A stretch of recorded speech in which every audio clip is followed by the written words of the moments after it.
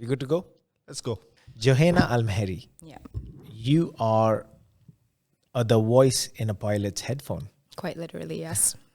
So an air traffic controller, that is a 0.2% of Women. women are into that field. Well, this percentage has stuck because it's the topic of my TEDx speech. Right. And any applicants that make it into an air traffic control training program, the success rate for the application process is 1%. Wow. So whoever gets in, good job. And then for women, I did the math and I did the research. It averages it down to 0.2%. And when I was looking at it online, it was 0.1 or 0.3. So I went down to 0.2. That's where the number came from. And it's simply for the people who apply to the program and make it into the program. And then after you get into the program, the fail rate is much higher than the success rate worldwide. The success rate is quite low and the fail rate is high. And it's simply because the stakes are so high, the responsibility is great on whoever is sitting on that seat. So that's why I feel not a lot of people make it. What has given you the edge, if you don't mind me asking? Okay, so I think what would have given me my edge, as you call it, is the fact that I had no choice but to make it. I had a plan A and no plan B to fall back on. So to put it delicately, I was raised in an all-girl household, right? So my mother, she had me later in life and I could see that she was starting to get burnt out. And it broke my heart, because she was our sole financial provider. And I had 2 younger sisters. So what I did is I tried to keep the family business going. My mother was a veterinarian. She had her own practice. So in order for us to be able to pay off our home, to keep my 2 sisters in school, we all went to private school because my mother believed education is super important and she wanted us to have the best. So I made the decision that she needs to take the time to rest and rejuvenate because she'd been working so hard for almost 20 years. So I said that it's my turn to take the responsibility. So I applied to a lot of scholarship programs. These were ones that were available to Emiratis. We were blessed to have programs, and we still are, that pay you while they train you, and then you get the job at the end for sure. Okay. So I said I have to take this gamble on myself for the sake of my family. So that's the edge that I had. I didn't have a choice to fail because I had so many dependents. I wanted my sisters not to have the stress that I had about financials. So I made sure I made it into the program and I persevered. I was lost after high school, and I've been very open about this in previous interviews and talk about it because I want students to know that all because you're in year 12 doesn't mean you need to know exactly what you're going to do for the rest of your life. So I was a little lost, and I decided to apply to every single program because I needed to find something. And then air traffic control stood out to me because it was the shortest amount of time you had to work. And then the salary at the end was more than the rest of the programs in comparison. So I decided that's the one I want. And if it works out, great. So the other programs I participated in the selection process. And when air traffic control came along, I decided that this is the one I'm going to make happen. So I went into the interview. I went in there, and at the time I didn't cover. Now I cover and wear hijab. And at the time I didn't cover. It was my choice, and I'm grateful that my parents were open in that way. And I walk in there with this like a neon yellow long sleeve top out of respect because it's covering me up, and these black jeans that I loved. And I had my hair in like a plait and like a choti, So I went in there, I did the interview. I did the examination. So it's consisted of math, English, physics. I think these were the 3. And then afterwards, when I found out I passed, I did an interview and a psychometric exam. And again, this time I was prepared. I had a collared button-up top, and I wore my favorite jeans again that looked like pants. And I went into the interview. I straightened my hair so I looked more professional.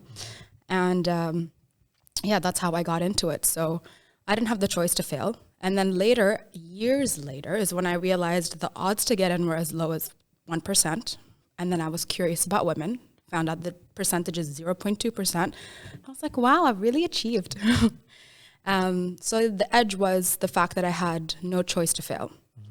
And I made it through. I made it through the program. It takes 2.5 to 3 years, and I finished in 2 years and 4 months. Not that anybody was counting. And that was the edge. The edge was I didn't have the luxury to fail. It would have been nice to have other options, but there were no other options. So from 19 till 21, I worked extremely hard. I even told my mother, because she was going through a tough time, I was like, listen, Ma, you need to filter a couple of the things you tell me because I'm too empathetic and I can't focus when I'm studying. So when the toughest part of my training came along, we'd only check in to let each other know we're okay, and that's it.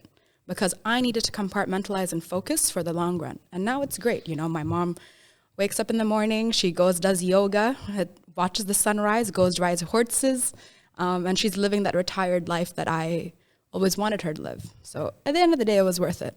But that was the edge. It was having that responsibility, not only in controlling aircraft and having that responsible job, but the responsibility of my mother and my 2 younger sisters to take care of. At what age was this, Jouhayna?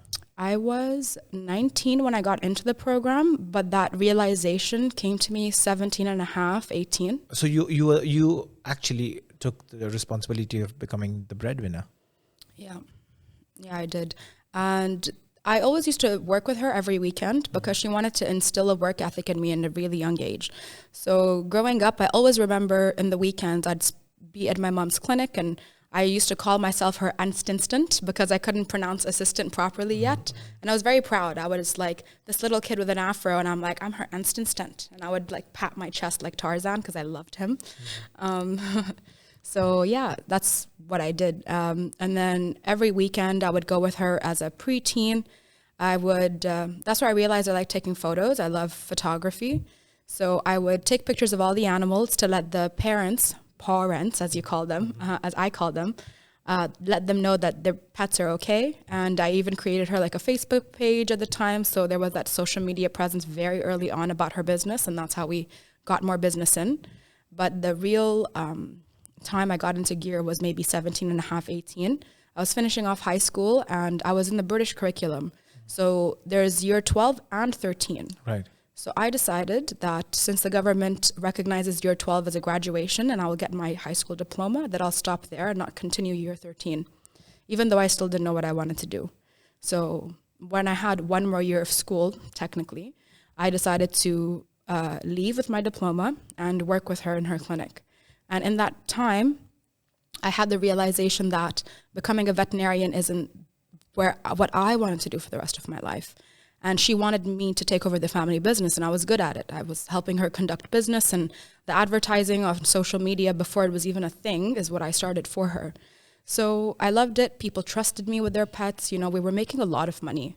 And then I decided that it's not the path for me, and I need to find another way for us to make that money. So I decided to follow my own path and move out at the age of 19. I moved from Ajman to Abu Dhabi, so it was a lot to go through at such a young age. And to manage and get all the responsibility, did you ever get a chance to enjoy your age or be your age? Not really. I feel like I was in high school and I had to take care of my sisters. So I had a few friends that I would hang out with them, but I couldn't always be there every time everyone hung out because even though I'm ready to go out in my outfits, I would have to send a text message to my friends and let them know, well, actually, I can't make it out this time. And it would be very last minute because there would be something that happens in the house and I would have to be there to support my family members. So I didn't get to be a teenager when I was a teenager. And when I was 19, 20, I got into air traffic control and I decided the only thing I care about is making it. So for those 2 years and 4 months, I made sure that that's all I did. I ate, slept, breathed air traffic control. I lived like less than 5 minutes away from work to make sure that I was studying 24/7. Like even the lady at the Costa Coffee I studied at every single day is like, "Ma'am, are you okay?" I'm like, I must continue. I must know everything. And it's important to do that because now, almost 10 years later, there are procedures that are still in my mind because I studied so well all those years ago. But procedures change, so it's not really helpful. Right. Yeah. So you're still in the industry 10 years. That means you're really passionate about it. Yeah, and the money is good, so it's kept me. It's been able to retain me with that reason. And I feel like it was an arranged marriage, and that's the best way to put it. Because when I got into it, I didn't exactly know what air traffic control is, and that's why the social media platforms I have now are to educate people about air traffic control. And you've seen it, voice in a pilot's headset. Yes, I have. Like things that took me weeks to learn, I've taught people how to learn them with an Instagram post, you know? Can I ask you, Yeah. so you're Emirati, aren't you? Yeah. But I'm mixed race. So my mom's Tanzanian. Okay. So I can't have two passports. Right. So, but I always mention that I am half Emirati and half Tanzanian, and very proudly so. And did that not, just for me to understand, did that not give you any edge in any part of making it big? I mean, it's just who I am, right? So I had a upbringing, like I said, all girl household. So it was from my mother's side that I had the most support, and the upbringing happened. And I always say that I had three mothers: my mother, my auntie, her sister, and my grandmother, my nanny. So, you know, these three women played an integral role in raising me. And the one thing they instilled in me is that education is everything. So maybe that is the edge that, you know, I can refer to, because they instilled in me that I have to be my own person. I have to be independent, get into a career that will sustain myself so I don't have to rely on anybody. And, you know, they did a good job of that, because I'm taking care of myself and everybody that I love. So, you know, that's the only edge I can think of in terms of that. But I feel it's just the values that my mothers had that, you know, put that into me and gave me that drive and work ethic. You know, as you know, I was working from a very young age with my mother. So, you know, hard work wasn't an issue for me when the time came to do a very tough job like air traffic control. Can you help us understand the struggles that Emiratis have? I feel there's a misunderstanding of us being underestimated of how much we can handle and what work we can do. So this is something that I feel my sister goes through. You know, I'm so proud of her. She's doing so well in her career, and she's got literally companies fighting for her to work with them at this point. And it's because she's so good. And I feel like it's because she had that work ethic instilled in her. And I feel like I didn't experience it much. I got underestimated, you know, just because I was in a male-dominated field, and I had to prove that I was smart. And I did that very quickly, I feel. And with my sister, I feel like because she works in more of a corporate job, she was underestimated big time when she joined. But the impressions she makes in interviews are how people are fighting for her for her to work with them. And that's the best example I can give. And even after she joins, people go, okay, well, we know she's smart, but how long will she last in this industry? Or when she's going to start showing up late, or whatever it is. And that awful stereotype that has been put together with us. And she shows up, she works, she gets to work before everybody else. She is done with work after everybody else. And she does such a good job that when her managers are out of the building, she takes over, and she's 21. Oh, okay. Yes. So I feel like, you know, we are underestimated, but we have the opportunity to change that narrative, and it goes by each individual. And I can only speak about myself and my baby sister, who's not such a baby anymore. So what does your sister do? She works in compliance. So I don't even know what it is. She calls me at the end of the day every day, and she tells me about how her day went. So I just know that she works a corporate job, and she drives everybody at work crazy because of how long her nails are when she does all the and everybody can hear how hard she's working because so that's all I know. What exactly compliance is, I have no idea. She doesn't know exactly what air traffic control is. It's our relationship. Which is fine. As long as you know your trade, that's more than enough, isn't it? It's enough. I've used all my brain cells on this job. I'm done. What would you say to who's about to graduate or going through a school right now? Do they really need to know where they want to be? Because when I was graduating 12th, and even after college, I did not know where I wanted to be. And it's, for me, in my opinion, it's fine if you don't know where you need to be. Yeah. You don't have to have the answers. But then, what are your thoughts? Or your message to children who are in that phase, who take so much stress just because they don't know where they need to be? Yeah. I mean, when we were speaking earlier, you were telling me about how you studied finance and now you're working with children. Yes. So Sports. So yeah, exactly. So that's a huge difference to what, you educated yourself with and what you're doing and what you're passionate about. So you are a classic example of somebody that I'm assuming would have followed what was expected of them, and you pursued your education, made mom and dad happy, I'm assuming. And then not as much as. And then, you decided to follow your heart and you did that. And for me, I feel like everyone that meets me tells me that I feel like an old soul. Like I'm so mature for my age. People always think I'm older. And even when I was 21 or something, they thought I was in my 30s. And it's not because of how I look. It was just the way I spoke and conducted myself. And I feel it's because growing up, I had my mother as my best friend and she was older. And then I would hang out with her and her friends, if I didn't hang out with my own. So I had all these mature mindsets that I absorbed from such a young age. So I knew what they were going through much later in life, when they were having those moments of questioning themselves and their careers and their decisions up until that point.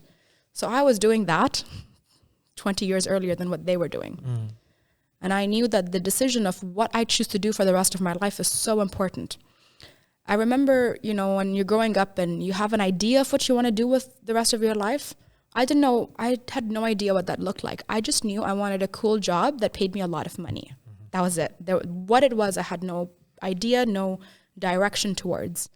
So I feel like it's okay to feel lost. I remember I didn't even apply to university when I was in year 12. Everyone else applied, got in, and they're like, "Oh, Joe, I'm gonna go to university. I'm gonna travel. I'm so excited." And I'm just like, "What are you gonna do?" I'm like, "I'm gonna work in my mom's kennel, and that's it. I'm gonna make no money for myself and just give everything to my mother in our home and taking care of everybody. I never asked for anything for myself. Everything was about everybody else. And that was fine for me because that's what I wanted at the time, because I needed to take the time to make the decision of what I want to wake up and do every single day. And at the time when I did get into air traffic control, it was to take care of everybody else, to take care of my mom and my sisters. And then I fell into really liking the job. And I realized now, reflecting back, not everybody can do that job. So because I took a moment to think, what do I want? I fell into a line of work that I've been doing for 10 years. And, not to toot my own horn, but I feel like I do it well, that you wouldn't be able to be in a career for as long if you didn't do it well and you didn't enjoy doing it. So take the time to really ask yourself, what do you want to do? How are you going to, conduct your day? Because at the end of the day, it's going to be what you are doing, not what anybody else is doing. It doesn't matter who you make happy or sad about it, but what makes you happy and what fulfills you and gives you the life that you want. And sometimes you have to explore and try different things, like I worked in my mom's clinic. I did it very well, but I realized that's not for me and I was true to myself. So my advice is to be true to yourself, because even if you have aspirations like I did when I was a kid, cool job, lots of money, maybe that'll come to you in a way which you don't realize, but you have to give yourself a chance to find that opportunity. Like I always say, I let the universe decide my path, because I applied to so many programs. So I gave myself the chance to get something. And then, I made sure that every opportunity I got to be interviewed, I did really well to the best that I could, not anybody else's standards. And then, I decided to follow the path that came towards me, but I made sure I was open to everything, so I feel like that's what's important, to be true to yourself, to follow your path based on, what it is you truly want, but to also make sure you're open to it. You can't just sit there and not apply to anything and then expect something to come straight towards you. No one's going to give you opportunities if you don't open yourself to them. So you told us about growing up at home. How was it in school? I had to change schools 3 times from what I recollect. And it's because I got bullied. I got bullied because I was mixed race, and I was proudly mixed race. I got bullied because my English was good, and why don't I speak Arabic? I have curly hair naturally, and my grandmother makes them into these beautiful ringlets when I was growing up. And I got bullied because why is your hair doing that and it's not straight? So it was really tough as a child. Like in my younger years, I would like sit completely on my own. Kids would bully me because of like what food I would bring to school. I didn't have your sandwiches or whatever. My grandma would cook, and then the next day I would have like this delicious food. But because other kids weren't used to that, or they didn't, they expected a sandwich or a chips bag or chocolate bar. And I would come in with like a full-on like curry and rice and everything. And, I'd get bullied for it. So like even my food would end up on the ground at school most days because they were like, oh, just smack it out of my hands. Literally, I'm about to eat. And they would do that. And this was maybe up until the 3rd grade. This was my life. So I was really skinny. I would like cry every day when I'd go home. Like, Nani, like, I hate going to school. Like, everyone's so mean. And I couldn't focus on my education because I was busy being bullied. And, I would sometimes even just like hide in the bathroom so no one can reach me there. So yeah. And once I forgot to lock the door, so someone walked in and they would like yelled at me. And that was like one random memory that I still have as an adult. So I changed schools because of that. And it really was tough because you'd have to adjust all over again. And every time you overcome something and you're like, oh, I'm confident about that now, something else will get picked on. So I think until the 7th grade, this kept happening in different ways. I had friends here and there, but, we still weren't the cool kids, like we were the kids that didn't get invited to all the parties or whatever. And that was fine. I just didn't want to get bullied anymore. So around the time I had to start 8th grade, my mother, how old are you when you start the 8th grade? Like 13, 14? 13. 13, yeah. So, this is the time when you start to blossom, as a woman. And my mom decided that she wanted to put me in a school that's co-ed because, over here we have that gender segregation from 5th grade or something like that onwards. So she wanted me to make sure that I work with, male students, male teachers on a regular basis, and I'm comfortable to work around men. And maybe that also gave me the edge you were asking about, to work in a male-dominated field, because being around men didn't faze me whatsoever. I just went in there, did my job, and that was it. So when I joined this new school, this is the British school that I mentioned, I was in 8th grade, and I decided that that's it. Like, no one is messing with me in the school. I'm going to be loud and proud, and that's it. And then they were like, oh, you're too loud. And, there was no winning. So in that school, I think I had the best years of my life socially. I couldn't fully be a teenager because of the things that were going on at home. But from year 8 until year 12, I had the best times, best friends. And, I focused on my education, but because I didn't know what I wanted to do, I couldn't really focus on what subjects to pay attention to. So I think by the time I finished my IGCSEs and I went into my A-levels, I did geography, business, and I can't even remember the third one. But none of them worked. Like if you wanted to get into becoming a doctor, you do the sciences. Right. Mine were 3 completely different ones, and they didn't match each other at all. So, biology. Yeah. So that's what I did because I didn't have that direction and that clarity on what I wanted to do. So year 8 till 12 was great, but I was thriving socially. But in terms of my education, I was like, I don't know what I want to do for the rest of my life. So I'm just going to do my best in my examinations, and that was it. So when I was doing well in school, my social life was low. And when my social life went up, because I was lost mentally about what I want to do, my education wasn't the best that it could be, like my results. Have you overcome the trauma that you've gone through as a child with all the bullying? Yeah. Yes and no, because, I feel like anybody who would ever have like a racist comment made to them or anything like that, it impacts you. It makes you sad. It makes you angry. It just depends on how it's said to you.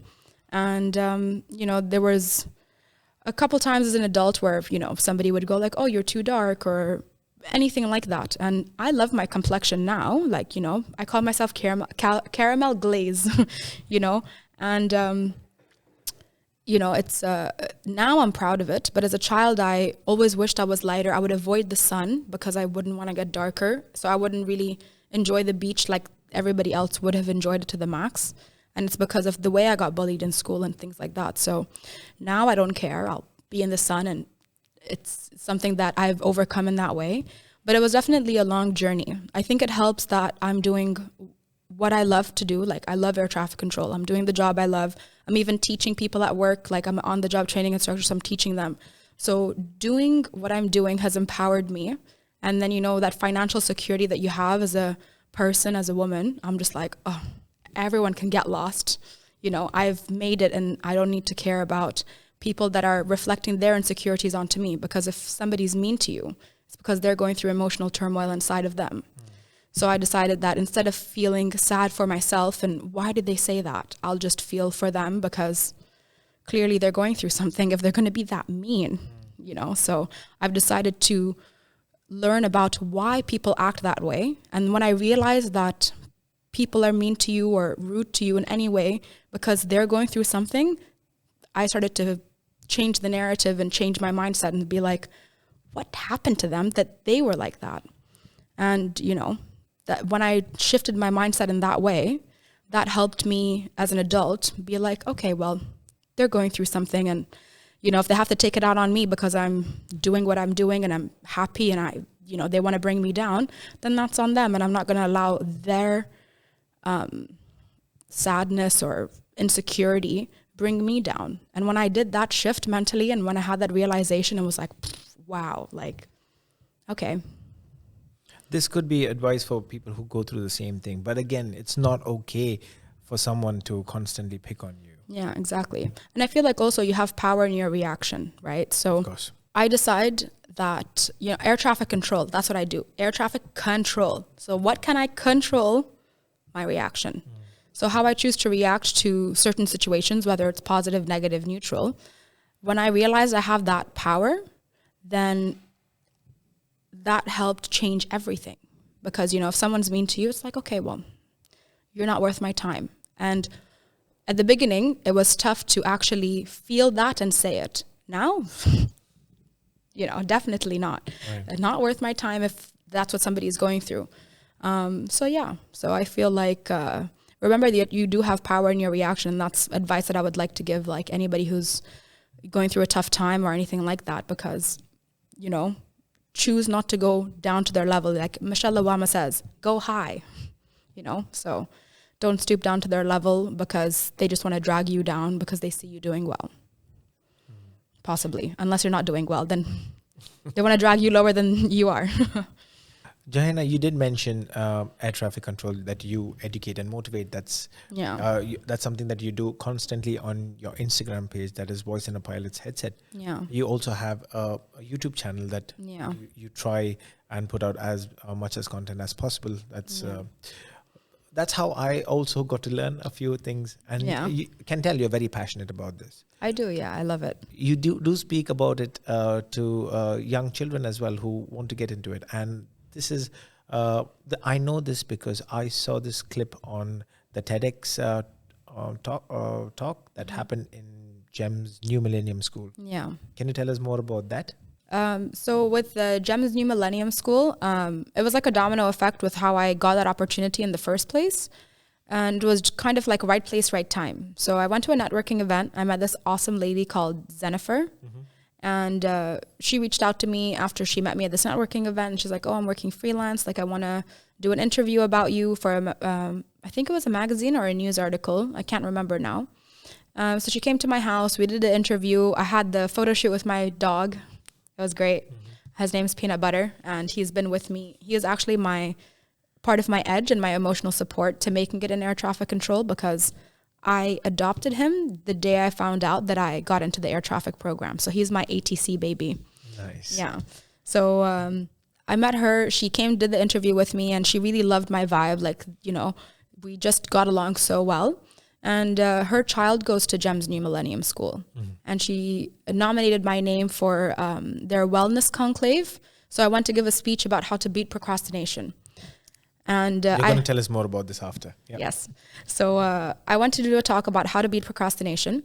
And I remember I procrastinated so hard before actually doing the speech, because I had to come up with content about procrastination, and I was procrastinating about it. like the irony.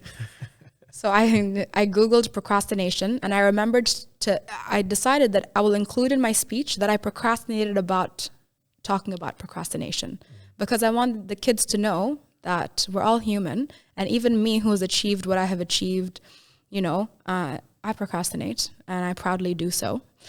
So I included that in my talk, and the kids loved how honest I was. I was very, I feel like my online persona, because I am teaching people don't get to see, like, I can be fun. So they met me and they're like, oh my gosh, like, we love you. I'm like, good for you and for me, I suppose. There were a lot of girls that came up to me, and I just told them, I said, I gave everyone my business card and it had my socials and my number on there. And I told them, I said, listen, just message me. And that's the reason why I only have 2 social media platforms. So I told them, I was like, I'll be your big sister. Like, I'll help you out. I wish I had somebody like me when I was growing up. So I'll be that to the next generation. So they loved that so much. And they called me back to the school through Instagram. They're like, hey, Jouhayna, like, can we invite you to do this TedX talk? I'm like, what? Are you kidding me? Of course. And I was so happy and pleased that they would choose me. I was flattered, if anything. I was like, I felt honored, And those kids did a very good job with the TEDx. Honestly, I've been to events that were conducted by adults, and the kids did a much better job at organizing. And I'm being fully honest about that. They did an excellent job, and I told them repeatedly. And I will send them this podcast when you put this in there to let them know how good they were. Please do. So that's how I got into doing that speech and doing that talk. And I had to think of a way to explain what air traffic control is, because even my mother, to this day, doesn't know what it is. My sister, as I mentioned, she doesn't exactly understand what I'm doing. So I'm like, how am I going to teach an auditorium full of children what air traffic control is and make an impact so they don't forget? And at the same time, I was watching Spider-Man, coincidentally, and I love Marvel. Mm-hmm. And I was watching Ned, like his best friend. He was like, oh, can I be the guy in the chair? And Spider-Man agreed. And he's like, okay. So he sat there with his computer screen. He's got a headset on with a mic, and he's telling him where it's safe for him to go. And I had a light bulb moment, and I was like, oh my goodness, Spider-Man is trending right now because the new one just came out. And I'm going to tell these kids that I am Ned. That's it. So that's how I introduced, because I took that as a moment to educate the crowd about what air traffic control is, so they understood exactly what I do, and then tell them how I got there. So the analogy goes, and I'll take this as a moment to teach you and whoever's tuning in about what air traffic control is. So we'll go with the Spider-Man analogy, because that's what I got for the kids, and it helps adults as well. It helps me. Yeah. So Spider-Man has his best friend Ned, and he calls himself the guy in the chair. And he watches over Spider-Man on his computer screen, and he speaks to him through a headset, providing him with instructions to let him know where it's safe to go from the bad guys. For air traffic control, we don't speak to Spider-Man, we speak to pilots. So we watch them on a big radar screen, and we can see where everybody's going and flying in the sky, and we tell them where it's safe for them to go. We even tell them what altitude to climb and descend to. We tell them what speed to fly. We tell them which direction to even turn in, which flight path to follow. Every single detail, we tell them how to fly in the sky to make sure they stay separated from other aircraft. So we're speaking to multiple pilots at the same time, telling them where it's safe for them to go. And then that's basically what air traffic control is. When I have more adult crowds, I tell them it's like being the Google Maps voice, but for pilots in the sky. And I tell them where it's safe for them to go. And I have a full picture of a radar with live movements of how the aircrafts are going. It shows me what altitude they're at, what speed they're flying, what aircraft type they are, because imagine in terms of speed, right? Let's say you have a Lamborghini, you know that's fast. And let's say the Lamborghini is behind a bus, you know that's going to be slow. So imagine that with air traffic control, it's similar. You know, if you keep a fast aircraft behind a slow aircraft, you have to make sure they're flying the same speed so they stay separated from each other. Right. So this is just one example of the many things I have to do when I go to work. So it's like playing a video game with no game over option, and the stakes are human life, but worth it. It's so worth it. You feel amazing knowing that you've achieved what you've achieved at the end of every shift. For me personally, the job satisfaction is really high because you're impacting so many lives. at the same time. You know, people board a flight and they don't realize that there are people out there making sure that you get from point A to point B safely across the planet. So yeah, and I'm proud to be a part of that. And I feel like that's the patriotic side of me. I literally protecting the skies of my country when I go to work, along with the other air traffic controllers that are in the room with me. And I, on behalf of everyone who's flying this airspace, thank you so much, Jouhayna. You're so welcome. It's not easy, but it's worth it. How long do you work? How many hours do you work in a day? It's an 8-hour shift. Okay. And you have set breaks. So it helps with fatigue management because it's a lot of concentration for long periods of time, like an hour and a half at the max, 2 hours, where you're sitting and you're working air traffic session. Right. Okay, that gives us a very good insight of what actually happens, because we always know the pilots and the air hostess do take care of us in the flights, but this is a very good insight. Thank you so much for that. Also, something that I really want to know, how do I beat procrastination? Oh, yeah. Well, I can't even remember exactly what they were. But there's different tips and tricks, right? So listen to my podcast, Winging It with Jouhayna. Winging It with Jouhayna, yes. It's called How to Beat Procrastination, or What Type of Procrastinator Are You? Something like that. That's the one. What type of procrastinator are you? And I feel like I'm not going to when I decided to record that podcast and do that speech at the school, I was like, I'm not going to tell them that this is how I beat procrastination and follow me and do what I do, because everyone's different. So I came across this article, I think it was through Business Insider, and, they spoke about the different types of procrastinators there are.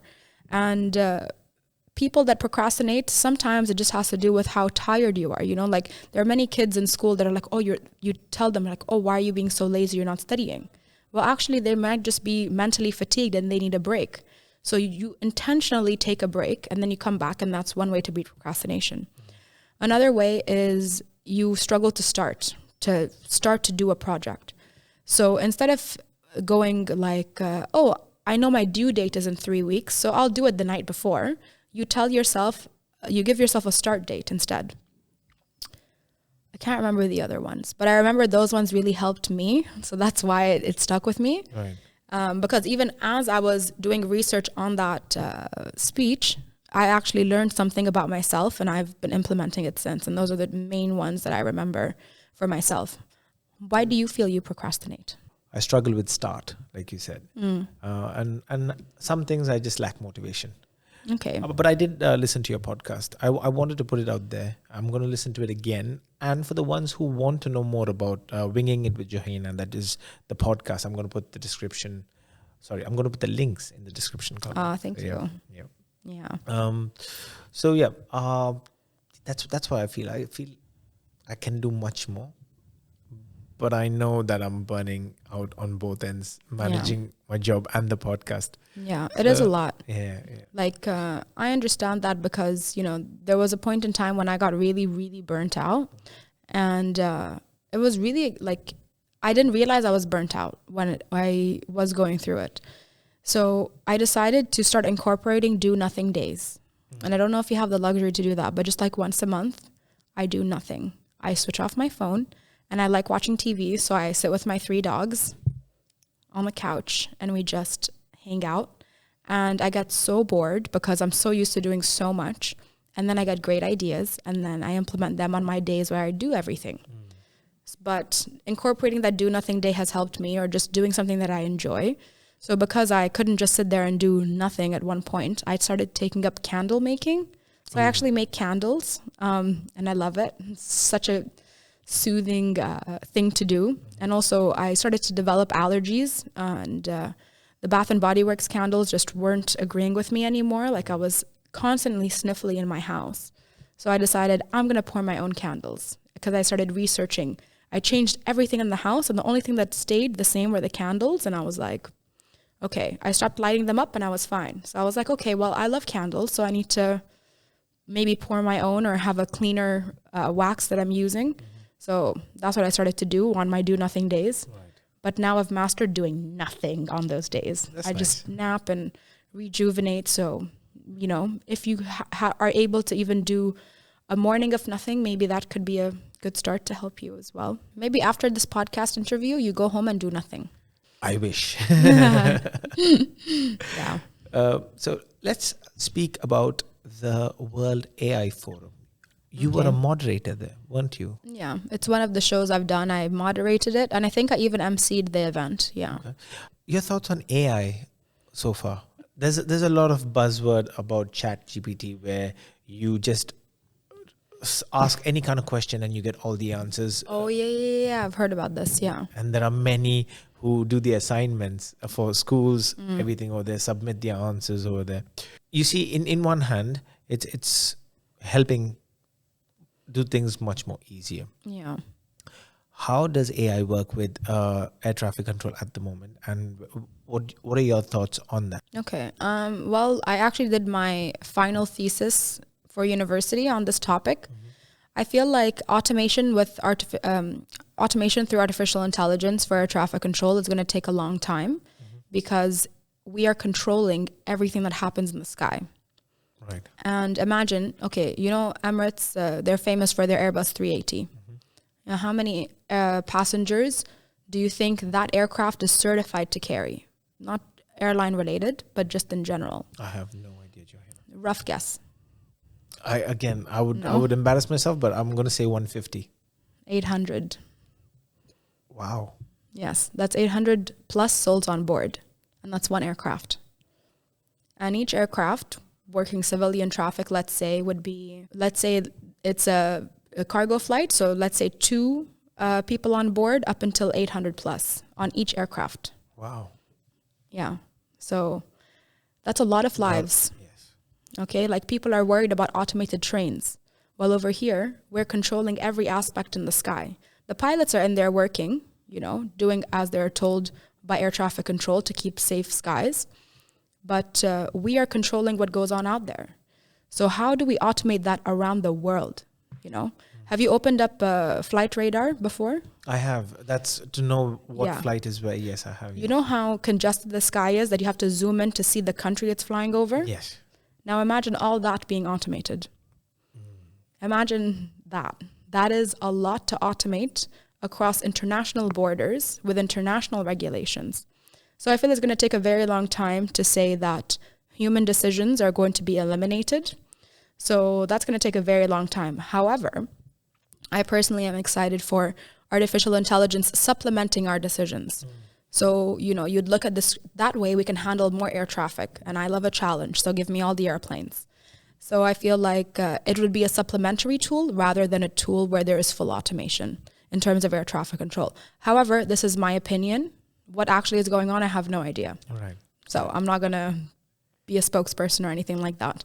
But I just want to put into perspective for you the gravity of making that big decision, you know, with how many people's lives are, you know, have to be taken into consideration. So, and right now we're making all those decisions. So to trust a computer to do so, that would be a very big step. Yes. With a capital B. Yes. In bold, italic, underlined. Yeah. Inverted commas as well. Yeah, everything. So yeah, again, with AI, like you said, as a supplement, yes, brilliant. But I wouldn't, at least me, again, this is my opinion, and this is how I feel about it. I don't think it's something for me.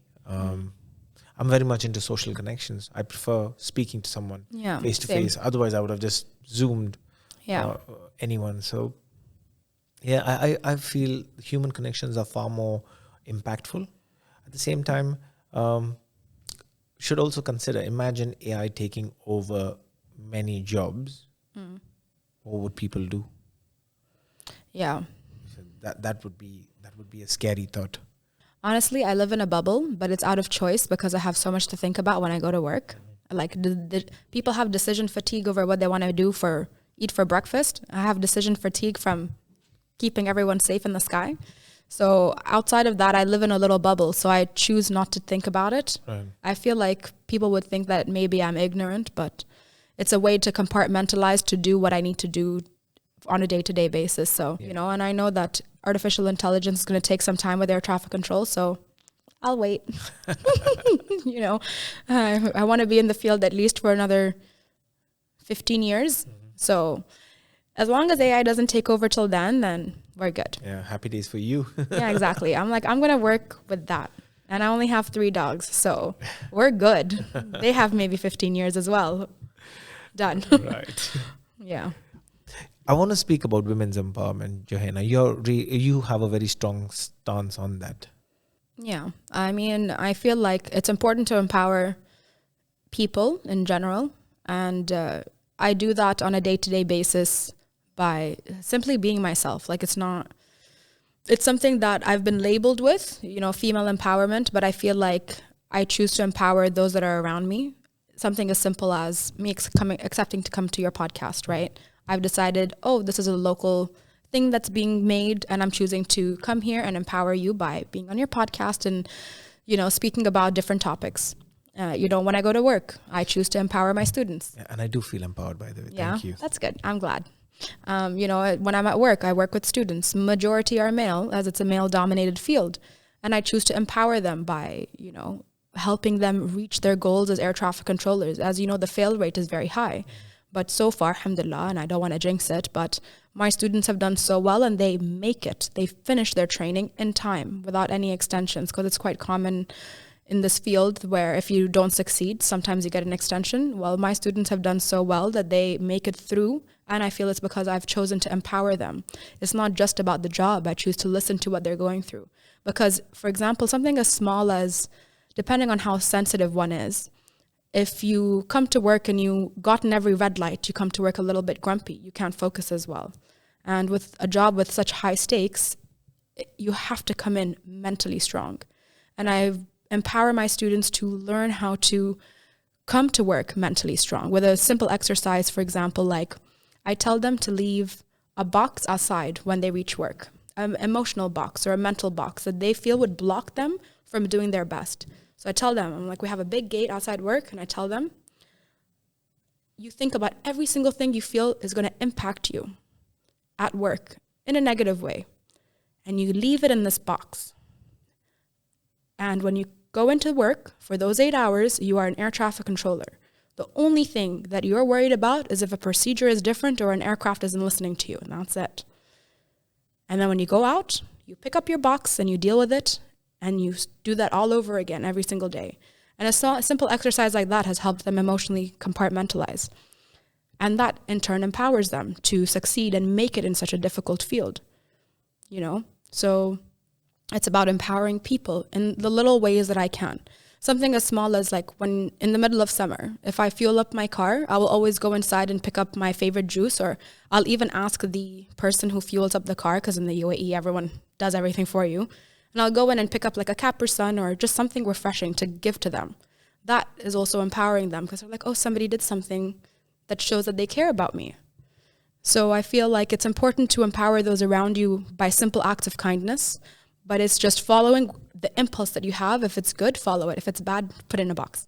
Right. But, so I just choose to follow those impulses, and I choose to truly just be myself unapologetically. And that in turn has labeled me as a person that empowers women. But I feel like I empower everyone around me, even my dogs or any animal there. Ooh, buddy, just truly just following what my heart wants. And, if that in turn is labeling me as a person that is into female empowerment, then yes, I am. But I'm here to empower those around me that want to be empowered or, want to feel that.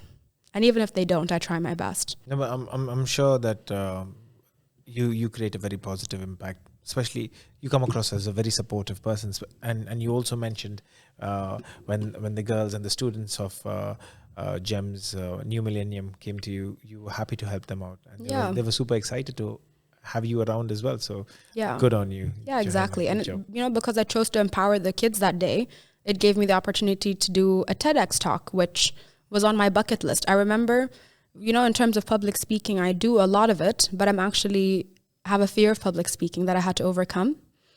I did not know that. Okay. Yeah. Like I took on that TEDx stage, and I remember I hired a public speaking coach during the pandemic. Like you learned a lot in the pandemic and you made the most of it. I did the same. I realized I had a fear of public speaking, and I had to overcome it in order for me to be able to empower more people on a larger scale. So I hired a public speaking coach, And she asked me, she's like, what do you want to achieve out of this? And I had a brain fart moment. Literally, I went, I want to do a TED Talk because I love TED Talks. I listen to them every single morning, like when I'm getting ready. And that was something that was a dream that was unattainable for me. I thought that was something like reaching for the stars. And then simply because I chose to be myself and empower others, it gave me that opportunity here in my own country. Oh, amazing. So, just follow your heart and be a good person. And there's just so much that can come your way. And it's just me choosing to authentically be me. And that's the different doors that opened up for me, So, yeah. Something that I would want to know. This is a little personal. So, do you still not speak Arabic? No. Okay. I struggle with Arabic. I can go to the cafeteria and order a really good meal. Okay. That's it.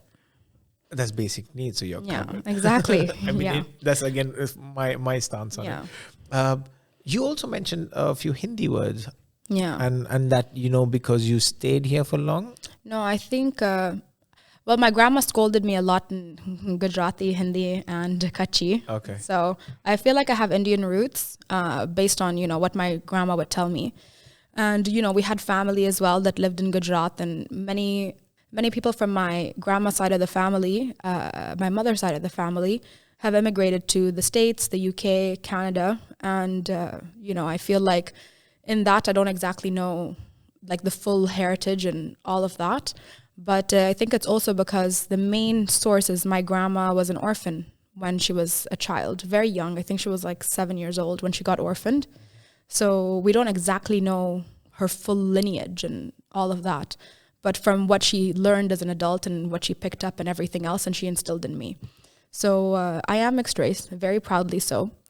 My father is Emirati and my mom is Tanzanian. And then my mom's side of the family, there's a whole mix, and I don't know what it is, but it's a nice one. And from my father's side, I feel like they were very traditional Emirati until, I was born. So the mutual language between my parents was and is English. Okay. And my mom speaks 8 languages, like including Chinese, because she's a lifelong learner and she loves learning new things. My father speaks English, Arabic, and he can make himself understood in Hindi at least, just a tiny bit. Right. And growing up, we watched Hindi movies, so, I knew everything. Shah Rukh Khan and Hrithik Roshan. Oh, Hrithik Roshan was my love. So I feel like I was raised around so many different languages, but the only one that stuck and is fluent is English. The Arabic is really weak. I spoke Arabic as a child. And then my father's mother, my grandmother, Mama Maryam, she passed away, Allah yarhamha, when I was 11. I loved her so much and she was so good to me.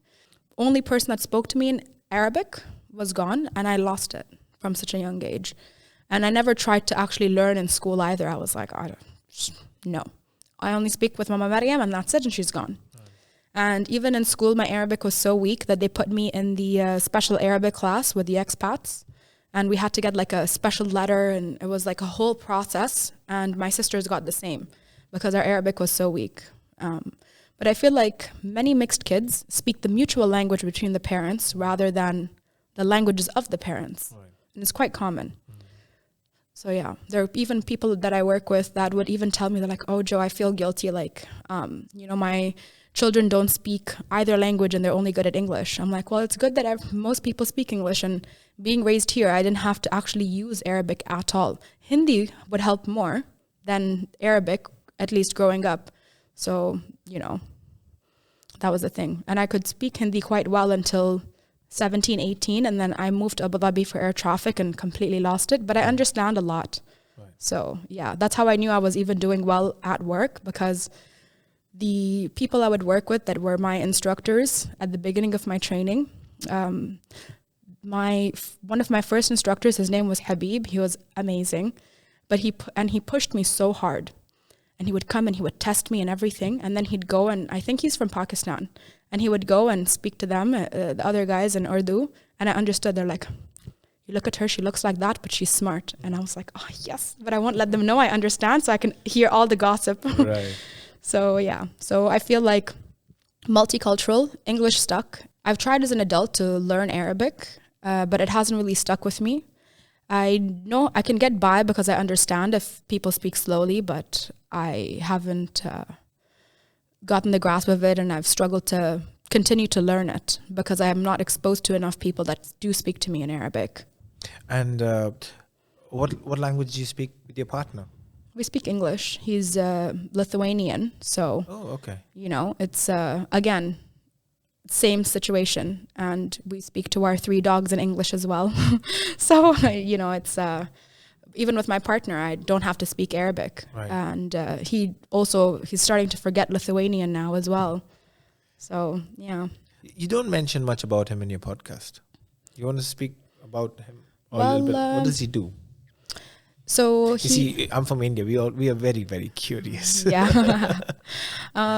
He is. I do speak about him in my podcast because I dedicated the longest podcast episode on my podcast. That I'm guilty of not following or being up to date. So I dedicated a whole episode to him because people that know me personally and people that have met me over the years, they've always known I don't care about getting married. It's never been an aspiration of mine.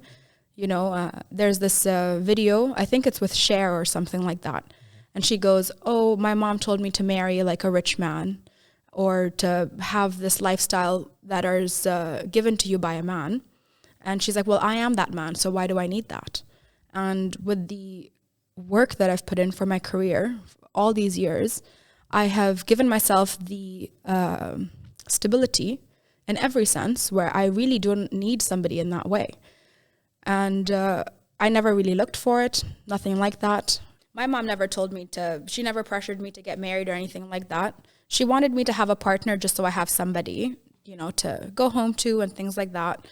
All the relationships I have observed from outside, because I never dated anyone before my husband, they all just looked awful. It looked like an arrangement and not in a good way. It's just a transactional thing.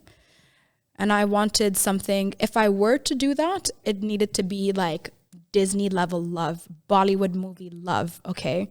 So I knew that didn't exist. I was like, well, that doesn't exist, so I'm good. And I support myself. My friends are everything. I tell my friends, I'm like, I date my friends. I treat them like gold. I give them gifts and surprise them, and we go away like on really nice vacations and staycations and things like that. So I got that from my friendships. I didn't need that partner and one person that you have to worry about so much and things like that. So, and I did really well with my mom. We co-parented my sisters. They're doing well. I'm doing well. My mom's living the best retired life now that I was able to provide for her. So why should I choose to marry somebody when the only examples I had were negative? So when I met him, I didn't have any expectations. I was just bored in the pandemic. I got a lot of attention prior to the pandemic. Like, I go out, I meet so many people, and I'm quite social, so I'd go out, I had a couple of dates and things like that, but nobody really stood out to me. But I did, I'm the kind of person, I allow opportunity to come my way, but I decide if I'm going to allow it to continue or not. And I did that with my career, as I mentioned before, and even with him, it was the same thing. I was like, oh, well, you seem nice and you're pretty and all of that. So we went out and we had a really good date. Was so hungry because I had COVID before we met. And I remember I met him online because I was so bored with the COVID and quarantine. And I couldn't leave my house for like those 14 days. I got COVID in November 2020. And in the middle of it, I think it was like day 7 or 8, I was like, oh my God, I'm so bored. Like, there's nothing to do. I watched everything on the internet. I used to draw during the pandemic as well. And I didn't even have the energy to draw, but I just needed that. Like, I was like, I need something, because I always had people to text and things like that. But, just for fun, like, outside of my friendships. And at the time with the pandemic, everything organically tapered off. So I was like, it's time for something new. So I met him online. We continued speaking. He seemed really interesting. And I was like, okay, well, I'll agree to go out with him. And he kept telling, I've never been to Wagamama's, even though it's like a chain. And he's like, oh, we should go there because you want chicken wings and noodles. And I was like, yes, that's all I was craving. It's a very specific combination of food. He's like, well, Wagamama's is really nice. We should go there. And I was like, okay. So we went to Wagamama's and we ate, and the food was amazing. And I remember at the time we decided to go somewhere else for dessert. And well, the weather is really nice here. So I decided that in my mind, inside my head, I was like, oh, I'd love to go for a walk. But I didn't say anything because I also was looking forward to dessert. So he turns to me and he says, oh, do you want to go for a walk? Even though we've already agreed we're going to go for dessert. And in that moment when I realized that he had this intuitive thing of what I would have needed, which I never really experienced before because I'm always taking care of everybody else in every aspect. I was like, oh, that's nice.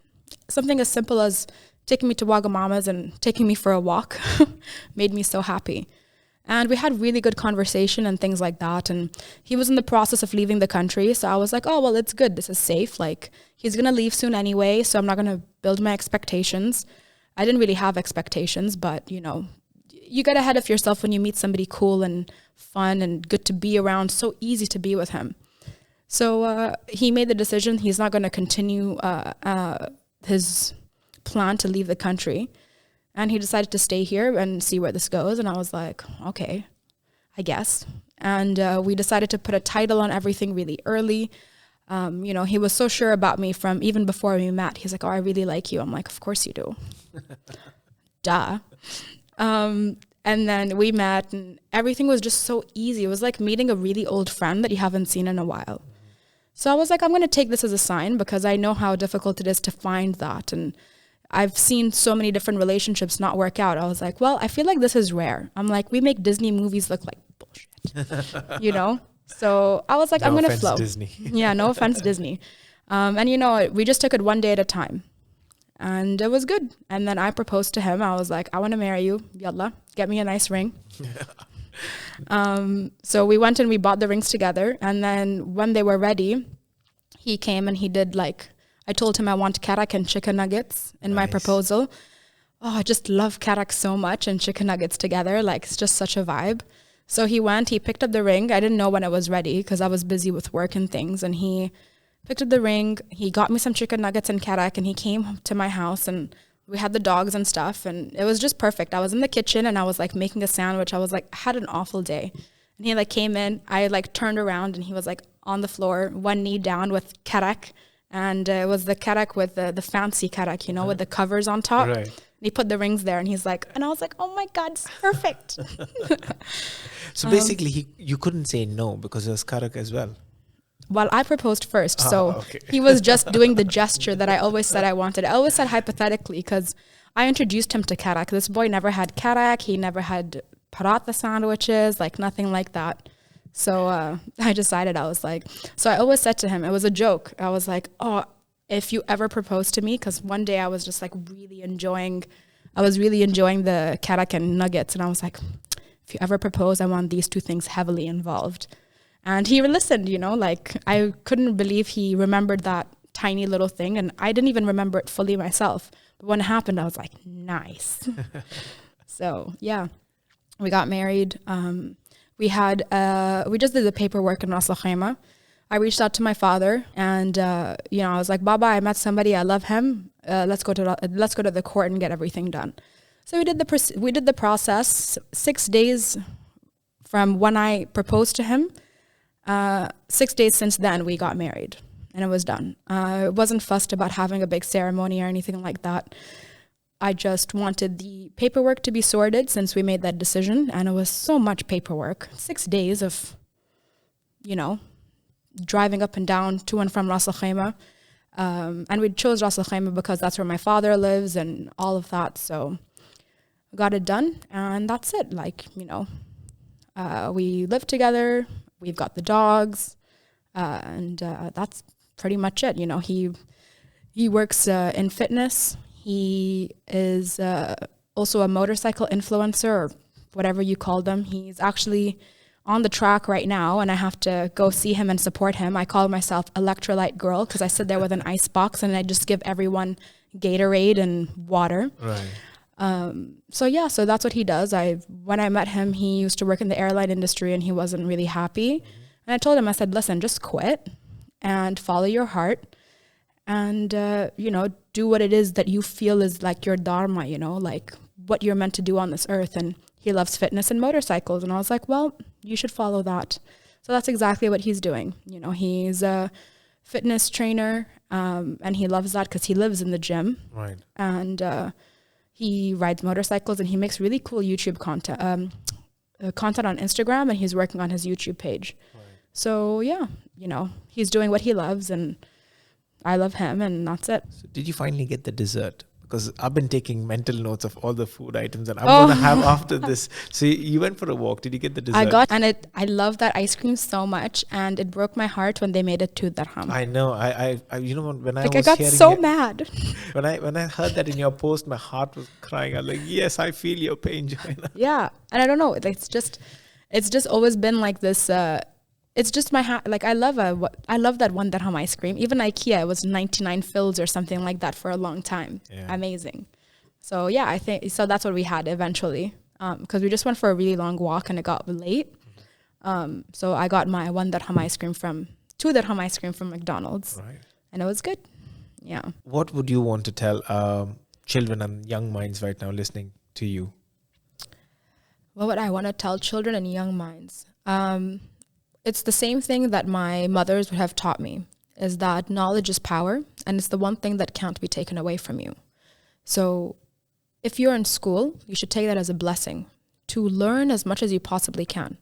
Now, I made the mistake of not paying attention in subjects I didn't really care about, because I was like, well, I don't know what I want to do for the rest of my life. And I used that as an excuse not to reach my full potential. So when the time came for me to apply to different scholarship programs, I didn't meet the minimum grade for some of them, and I scraped through on others. Whereas if I just paid attention in class a little bit more, and I applied myself a little bit more in exams, I would have had even more options available to me. So even if you're feeling a little bit lost, because it's completely normal to feel that way, all because everybody else seems to know what they want, doesn't mean that you should too. So make sure that you keep the avenues open by doing your very best in every subject, right? Because, you studied finance and now you're working with kids. Those are 2 completely different spectrums. And because you allowed yourself to stay open in different things that you want to learn, now you even have a podcast, right? So there is so much knowledge and information available to you at school, where you have people guiding you to learn what needs to be learned in order for you to enable yourself in the future. You have the internet and your phone. Almost every kid now has a phone and iPad. You have access to unlimited information. So choose to empower yourself with knowledge on what it is that you want to learn and what it is you want to know. And, you mentioned this ChatGPT. Instead of seeing it as a negative, see it as a way for you to become more empowered and learn with the tools that have been handed to you, find that loophole in which you can add to society and the world and helping others, because ChatGPT essentially is going to help others. It might add to automation where it isn't helping people because jobs are being taken away, but learn on what you can do to create a job out of that instead. Find the positive. So choose to allow yourself to stay open to everything by giving yourself the ability to have every opportunity. And if anyone's ever mean to you because, you have in school, no matter what, as a child, there is always going to be a bully in some form. And sometimes even it comes from adults. And remember that if they are treating you the way that they are, if it's negative, it's because they have a lot of hurt and anger inside, rather than choosing to say, oh, well, they're bullying me, they're mean to me because something's wrong with me. Nothing is wrong with you. Something is wrong with them. So don't ever bring yourself down and put yourself down and think less of yourself because you're treated in a bad way, because they're clearly going through something and choosing to take it out on you. So be the better person and choose to remember you have power in your reaction. Be better. Do better than what they are doing to you. And choose to be the change that you want to see in the world, So, yeah. Follow your heart. Be true to yourself. And choose to empower yourself instead of choose to let things bring you down. Like ChatGPT, people think more of the negatives than the positives. I think people should empower themselves with the knowledge and absorb as much information as they can, rather than bring themselves down about it. What else would I want to tell? Remember to take a break as well. Remember to take a break, because you could put in all the work, but if you don't choose to rest, you will get burnt out, and then you won't be able to succeed in the way that you want to. Yeah, that's it. And if you don't have a dog, get a dog. But remember, it's a responsibility for at least 10 years. Right. So yeah, because animals are great. They're a great stress relief. And I have one of the most stressful jobs in the world. So I have 3 dogs and counting.